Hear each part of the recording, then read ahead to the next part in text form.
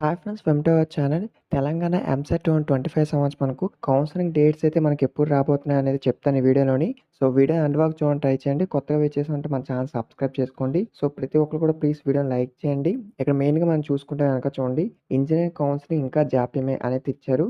So 15 తర్వాత మనకి ఏదైతే షెడ్యూల్ అయితే ఉందో కదా, సో అధికారుల నిర్ణయం అనేది ఇవ్వడం జరిగింది. సో 15 తర్వాత మనకు షెడ్యూల్ అనేది ఇచ్చారనమాట.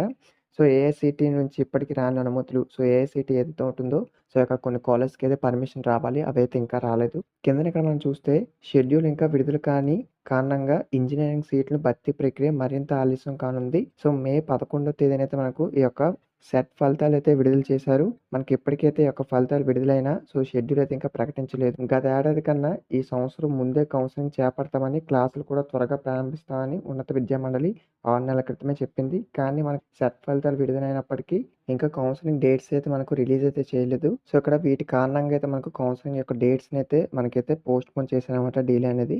సో ఏఐసీటీ నుంచి ఇంకా పర్మిషన్స్ రావాలి. అలాగే మనం నెక్స్ట్ చూసుకుంటే మనకు ఖరారు కాని ఫీజులు అనేది ఇచ్చారు. సో ఏవైతే కౌన్సెలింగ్ ప్రాసెస్ అయితే ఉందో వీటికి సంబంధించి మనకు డిలే అయితే చేశారన్నమాట ఈ యొక్క రీజన్స్ బట్టి. సో ఇంకా వీడియోని లైక్ చేసి ప్లీజ్ లైక్ చేయండి.